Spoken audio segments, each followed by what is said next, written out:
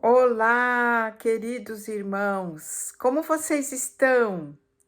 Eu espero encontrar cada um na plena graça e paz de nosso Senhor e Salvador Jesus. Mais uma vez nós estamos reunidos para estudarmos a palavra de Deus na escola dominical da Primeira Igreja Presbiteriana Independente de São Paulo.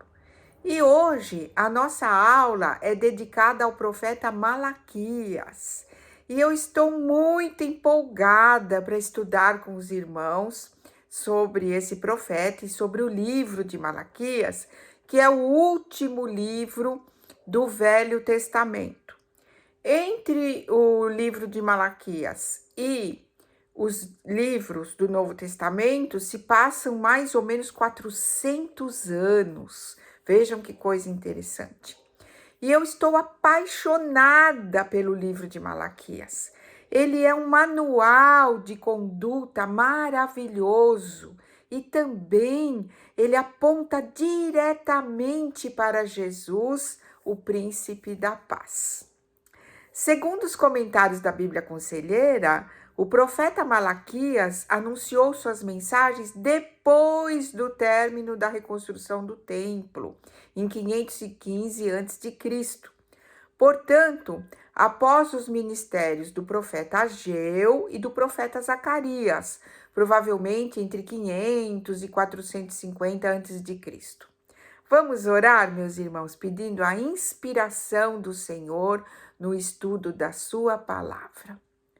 Senhor, nosso Deus e nosso Pai, nós estamos aqui mais uma vez reunidos para estudarmos a tua palavra. Abre, Senhor, a nossa mente, o nosso coração, para que nós tenhamos um entendimento e para que nós coloquemos a tua palavra em prática nas nossas vidas. Nós oramos em nome de Jesus. Amém. Muito bem, queridos. Então, o que se sabe sobre o profeta Malaquias? Vamos falar primeiro sobre o significado desse nome, Malaquias, não é? Ele tem origem hebraica, Malaquiá, e quer dizer mensageiro de Deus. Bonito, não é? Malaquias, mensageiro de Deus. Mas, queridos, será que Malaquias é o nome pessoal do profeta? Então, há argumentos para não ser, não é? Então, vejam, praticamente nada se sabe sobre o profeta Malaquias.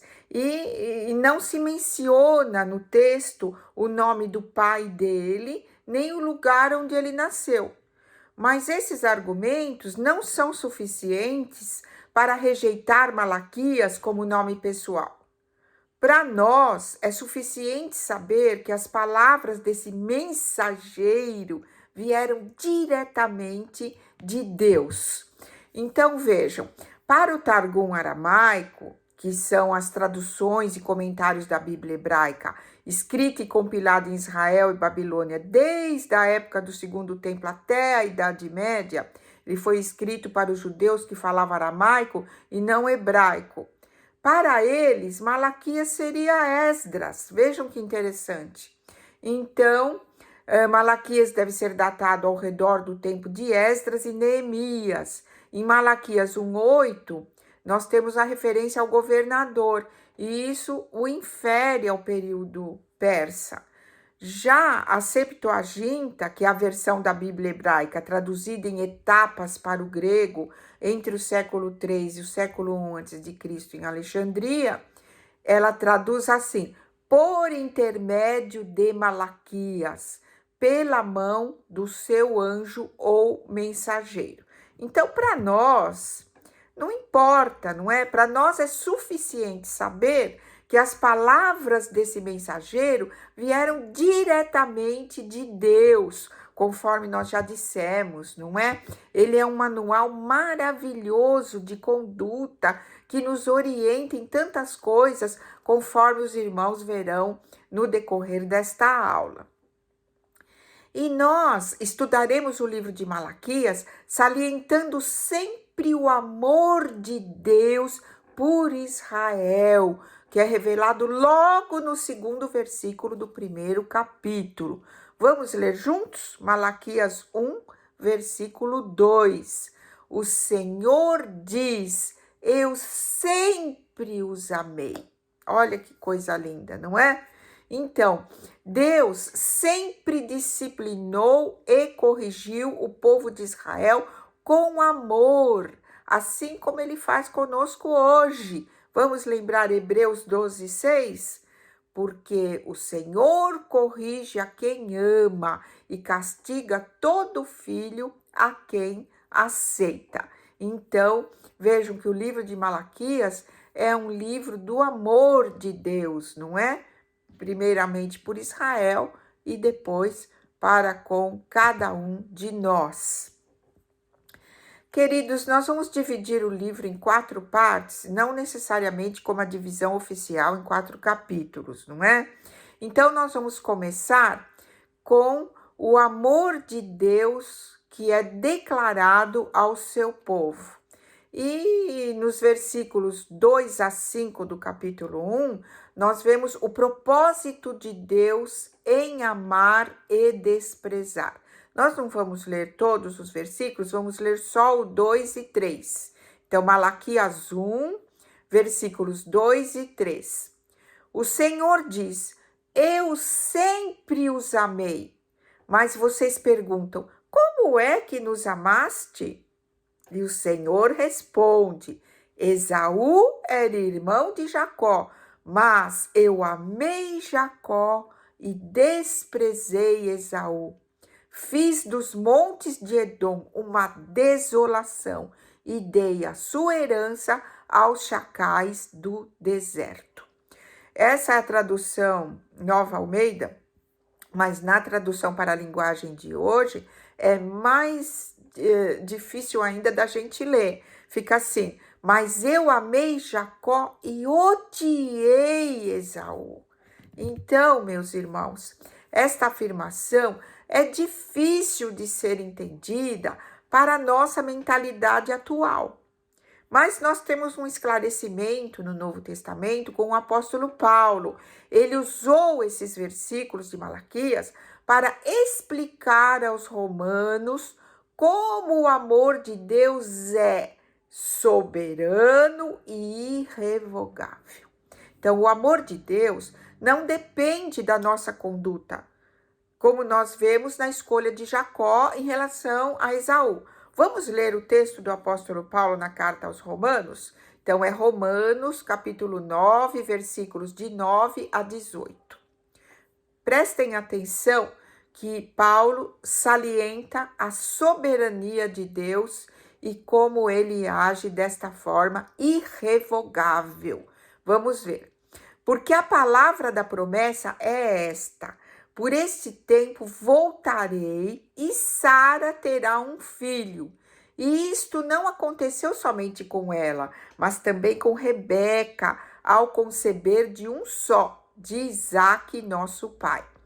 E os gêmeos ainda não eram nascidos, nem tinham feito o bem ou o mal, para que o propósito de Deus quanto à eleição prevalecesse, não por obras, mas por aquele que chama. Quando foi dito a Rebeca: o mais velho será servo do mais moço, como está escrito: amei Jacó, porém desprezei Esaú. Que diremos então? Que Deus é injusto? De modo nenhum, pois ele diz a Moisés: terei misericórdia de quem eu tiver misericórdia, e terei compaixão de quem eu tiver compaixão. Assim, pois, isto não depende de quem quer ou de quem corre, mas de Deus que tem misericórdia. porque a Escritura diz a Faraó: foi para isto mesmo que eu o levantei, para mostrar em você o meu poder e para que o meu nome seja anunciado em toda a terra. Logo, Deus tem misericórdia de quem quer e também endurece a quem ele quer. Então, esta, meus irmãos, é a soberania de Deus. Deus é soberano, Deus é justo, Deus é maravilhoso. Então, como diz o apóstolo Paulo, agora nós vemos como em espelho, depois nós veremos face a face. Então, hoje, o que nós não entendemos, nós aceitamos pela fé, não é mesmo? Então, vamos continuar. Continuando, depois no próprio capítulo 1, dos versículos 6 a 14, o profeta fala a mensagem de Deus sobre o pecado no culto, o pecado durante o culto. E isso serve para que nós nos orientemos no nosso culto de hoje. Nós não vamos ler os versículos todos, de 6 a 14, vamos ler só de 6 a 8, para os irmãos se situarem nesse pecado dos sacerdotes que o profeta Malaquias salienta nesse trecho do capítulo 1. Vamos ver então, por que Deus reprovava os sacerdotes? Prestem bem atenção, vamos ler juntos. O filho honra o pai e o servo respeita o seu senhor. Se eu sou pai, onde está a minha honra? E se eu sou senhor, onde está o respeito para comigo? Eu, o Senhor dos Exércitos, pergunto isso a vocês, sacerdotes que desprezam o meu nome. Mas vocês perguntam: como desprezamos o teu nome? Vocês oferecem pão impuro sobre o meu altar e ainda perguntam: em que te havemos profanado? Nisso de pensarem que a mesa do Senhor pode ser desprezada. Quando vocês oferecem em sacrifício um animal cego, será que isso não está errado? E quando trazem um animal coxo ou doente, será que isso não está errado? Ora, experimentem oferecer um animal desses ao seu governador. Será que ele se agradará de vocês ou será favorável a vocês? Diz o Senhor dos Exércitos. Então vejam, queridos, como o povo, a começar do sacerdote, não é? Estavam cegos, estavam agindo de maneira completamente equivocada e o profeta, então, está disciplinando o povo, a começar pelos sacerdotes, duramente. Vamos ler o versículo 14 também. Maldito seja o enganador que, tendo um animal sadio no seu rebanho, promete e oferece ao Senhor um defeituoso. Porque eu sou grande rei, diz o Senhor dos Exércitos, e o meu nome é terrível entre as nações. Meus amores, vejam a situação da época do livro do profeta Malaquias. Mas nós podemos trazer isso para o nosso tempo atual. Então, por isso que a nossa igreja preza tanto no preparo do culto e no preparo da liturgia. Há um capricho, há uma atenção especial feita com muito temor a Deus. E quando nós vamos para o nosso culto, não é? Especialmente na igreja, porque a nossa vida toda tem que ser um culto de adoração a Deus. Mas quando nós vamos especificamente para nos reunirmos com os nossos irmãos e com os pastores para o culto na igreja, cada um de nós precisa fazer a sua parte. Eu vou fazer a minha parte no culto, tanto de ofertas espirituais, com a minha própria vida, em santificação e temor a Deus, mas também com as ofertas materiais. Então, a adoração a Deus, ela é completa. Ela tem a parte espiritual e ela tem a parte material. Veja como o livro de Malaquias nos orienta em como nos conduzir, como nos prepararmos para a vida de adoração a Deus, de ofertarmos sempre o melhor para o Senhor. E não qualquer coisa, e não as coisas defeituosas, como faziam os sacerdotes naquela época, não é? Depois, meus queridos, entrando no capítulo 2, os 9 primeiros versículos, depois os irmãos podem ler com atenção esses versículos todos, porque senão a aula fica muito longa, não é? E vocês ficarão impactados, porque eu fiquei impactada com a dureza do julgamento de Deus aos sacerdotes. Nós sabemos que quando o pecado atingia a liderança, ele se estendia também ao comportamento do povo. E me parece que ainda hoje é assim, não é? Então, isso se passou na época dos juízes e reis. Quando o rei fazia o que era reto, fazia a vontade de Deus, toda a nação seguia o seu exemplo e era abençoada. Nós vemos que a maior parte dos reis de Judá, não é, do Reino do Sul, obedeceram a Deus e o povo seguia nessa bênção de obedecer a Deus. Agora, se o rei procedia mal, a nação se corrompia, não é? Em idolatria, em desobediência.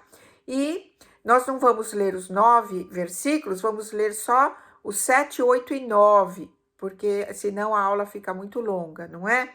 Vejam só o pecado no sacerdócio que se estendia para o povo. Porque os lábios do sacerdote devem guardar o conhecimento, e da sua boca todos devem buscar a instrução, porque ele, o sacerdote, é mensageiro do Senhor dos Exércitos. Mas vocês se desviaram do caminho e, por meio de sua instrução, levaram muitos a tropeçar. Vocês violaram a aliança de Levi, diz o Senhor dos Exércitos. Por isso, também eu os fiz desprezíveis e indignos diante de todo o povo, na medida em que vocês não guardaram os meus caminhos e se mostraram parciais na aplicação da lei. Não é impactante, queridos? Então, vejam que Deus vê todas as coisas, conhece até mesmo a intenção do nosso coração. Então, nós temos que ter muito temor a Deus. Continuando, amados, do capítulo 2, então agora, versos 10 a 16, olha como o livro de Malaquias é um manual para nós cristãos. Ele vai falar sobre o pecado na família. Então, ele falou da parte dos sacerdotes, não é? E agora ele vai falar sobre o pecado na família. Nós sabemos que outra área de ataques constantes das forças do mal é a família. E Deus mostra aqui, nesses versículos de 10 a 16 do capítulo 2, a sua indignação aos pecados cometidos contra a célula máter da sociedade. Então, nos versículos 10 e 11, e depois de 14 a 16, ele fala sobre o adultério, sobre a infidelidade entre marido e mulher. No versículo 13, ele fala sobre a hipocrisia, sobre a farsa. No versículo 11, ele fala sobre o casamento com incrédulos. E depois, por fim, no versículo 16, ele fala sobre o repúdio e portanto, sobre o divórcio. Então, veja como ele preenche, não é? Ele vai falar sobre a família, como a família deve se conduzir com temor diante de Deus. Então, nós vamos ler esse trecho, meus amados, porque ele é muito, muito rico, muito importante para nós, cristãos, sabermos nos conduzir, não é? Vejam como ele é contundente nas suas palavras. Não temos nós todos o mesmo Pai? Não nos criou o mesmo Deus? Por que então seremos desleais uns para com os outros, profanando a aliança de nossos pais? Judá tem sido infiel e a abominação foi cometida em Israel e em Jerusalém, porque Judá profanou o santuário do Senhor, o qual ele ama, e se casou com a adoradora de Deus estranho. O Senhor eliminará das tendas de Jacó aquele que fizer isso, seja ele quem for, mesmo que apresente ofertas ao Senhor dos Exércitos. Há outra coisa que vocês fazem: cobrem de lágrimas o altar do Senhor, com choro e gemidos, porque ele já não olha para a oferta, nem a aceita com prazer. E vocês perguntam: por quê? Porque o Senhor foi testemunha da aliança entre vocês e a mulher da sua mocidade, a quem você foi infiel, sendo ela sua companheira e a mulher da sua aliança. Não fez o Senhor somente um, mesmo que lhe sobrasse o espírito? E por que somente um? Porque buscava uma descendência piedosa. Portanto, tenham cuidado para que ninguém seja infiel para com a mulher da sua mocidade. Porque o Senhor, o Deus de Israel, diz que odeia o divórcio e também aquele que cobre de violência as suas roupas, diz o Senhor dos Exércitos. Portanto, tenham cuidado e sejam infiéis. Nós podemos lembrar, meus queridos, que Jesus falou que Deus não gosta do divórcio. O divórcio, quando ocorre, ocorre por causa da dureza do nosso coração. Então, tá aqui a mensagem, não é? Que está no livro de Malaquias, mensagem contundente, mensagem de disciplina para o nosso coração. Depois, meus queridos, já no versículo 17 do capítulo 2 de Malaquias, ele fala sobre o pecado da murmuração. Olha só como nós dizemos, é um manual de conduta para a nossa vida espiritual e material, para a nossa santificação. Vamos ler juntos, então, esse versículo? Vocês estão cansando o Senhor com as suas palavras e ainda perguntam: em que nós o cansamos? Nisso de dizerem: aqueles que fazem o mal passam por bons aos olhos do Senhor, e é desses que ele se agrada. Ou, onde está o Deus da justiça? Então, meus queridos irmãos, Deus ouve o que dizemos e se ofende ou se alegra com todas as nossas palavras, não é? E em Tiago está escrito: quem refreia a língua consegue refrear todo o restante do corpo, não é? A língua é um membro tão pequeno, mas que consegue contaminar todo o corpo. Então, vejam que Malaquias também fala sobre o pecado da murmuração. Depois, queridos, no capítulo 3, versículo 8, ele fala também sobre o pecado nas finanças, não é? Então, nós vemos que o nosso culto de adoração a Deus, ele deve ser completo. A nossa santificação, ela vem na parte espiritual e na parte material. Vamos ler Malaquias 3:8 juntos? Será que alguém pode roubar a Deus? Mas vocês estão me roubando e ainda perguntam: em que te roubamos? Nos dízimos e nas ofertas. Então, no Velho Testamento, o templo era o local de adoração a Deus e ele deveria ser conservado, não é? Jesus dizia, é a casa de oração. Então, a orientação era que eles trouxessem os dízimos, a 10ª parte, não é? E as ofertas. Essas ofertas deveriam ser as melhores, não é? O melhor da colheita, o melhor da riqueza. E hoje nós devemos pensar a mesma coisa. Então, quando nos dirigimos alegres à casa do Senhor, alegrei-me quando me disseram, vamos à casa do Senhor. Quando nós vamos para o culto ou para qualquer outra atividade, nós vamos em primeiro lugar para adoração ao nosso Deus Trino, para entregar, em primeiro lugar, a nossa oferta espiritual, a nossa própria vida dedicada a Deus. E depois a oferta material, que vem para o sustento da igreja e para o sustento das obras sociais, que são tão necessárias nessa época de tanta pobreza, de tanta necessidade, de tantas pessoas que precisam de orientação, de ajuda espiritual e material. E nós sabemos que a nossa igreja, graças a Deus, é forte nessa parte de obra social também, não é? Graças a Deus por isso. E partindo, não é, da metade para o final dessa mensagem maravilhosa do livro de Malaquias, o último livro do Velho Testamento, nós vamos para o amor de Deus na profecia messiânica. Quando nós falamos no início da aula, o livro de Malaquias também aponta para Jesus, o príncipe da paz.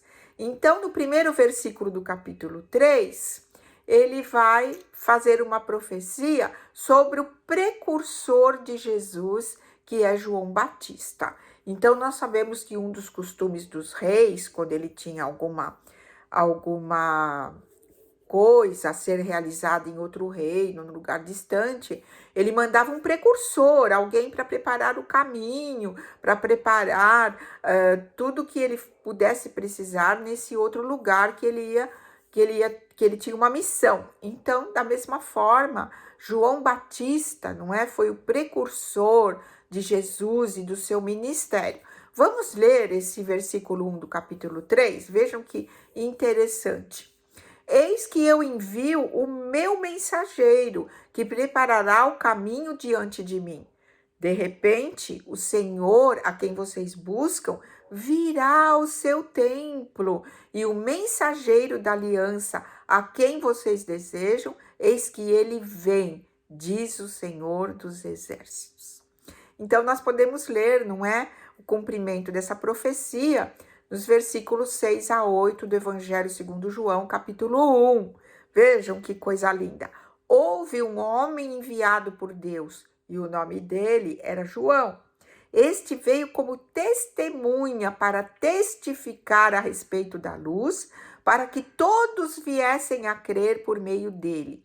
Ele não era a luz, mas veio para dar testemunho da luz, a verdadeira luz que, vinda ao mundo, ilumina toda a humanidade. Nossa, realmente, não é para a gente ficar apaixonado por esse livro, não é? Apaixonado de novo pela palavra de Deus. E o livro segue, meus amores, revelando extraordinariamente a Jesus, no versículo 4 do capítulo 3, como restaurador de Israel. Vamos ler esse versículo. Então, a oferta de Judá e de Jerusalém será agradável ao Senhor. O próprio Jesus, a oferta de Judá e de Jerusalém será agradável ao Senhor, como nos dias da antiguidade e como nos primeiros anos. Mas também ele apresenta nos versículos 2 a 4 e depois capítulo 4, versículo 1, Jesus como grande juiz. Então, isso está em Malaquias 3, de 2 a 4. Os irmãos podem ler depois. Nós vamos ler só Malaquias 4, 1. Jesus como grande juiz. Pois eis que vem o dia, queimando como fornalha. Todos os soberbos e todos os que praticam o mal serão como a palha. Lembra do Salmo 1? O ímpio é como a moinha que o vento espalha. E aqui ele está falando a mesma coisa. O dia que vem os queimará diz o Senhor dos Exércitos, de modo que não lhes deixará nem raiz, nem ramo. Misericórdia, não é, queridos? Muito bem. E por fim, Malaquias 4:2, meus amigos, meus amores, meus irmãos, ele vai falar do Salvador ressurreto, o sol da justiça, essa justiça divina que tantas vezes nós não entendemos, mas nós aceitamos pela fé, fé no Deus de amor, no Deus de misericórdia, no Deus de justiça. Vamos ler Malaquias 4:2? Mas para vocês que temem o meu nome, nascerá o sol da justiça, trazendo salvação nas suas asas. Vocês sairão e saltarão como bezerros soltos da estrebaria. Vocês se lembram, irmãos, como o rei Davi sabia dançar e cantar louvores a Deus? Aqui está dizendo que nós, não é? Quando contemplamos o sol da justiça, podemos sair e saltar como bezerros soltos da estrebaria. Vamos aprender, não é? A louvar a Deus em todos os momentos da nossa vida. E a conclusão da nossa aula, qual é? Que este precioso livro de Malaquias nos mostra como o pecado atinge o nosso relacionamento com Deus e atinge a família, a igreja e a sociedade. Ele mostra como a palavra de Deus é perfeita e sempre nos edifica, sempre fala diretamente ao nosso coração. O livro de Malaquias revela o nosso Redentor Jesus, o sol da justiça, o príncipe da paz. Ele é um verdadeiro manual que revela como o cristão deve se conduzir em todas as ocasiões como templo do Espírito Santo. Meus queridos, quem puder ler esse livro, não é? Nas suas leituras da Bíblia nessa semana, seria muito bom. Nós desejamos uma boa semana a todos e até o nosso próximo encontro.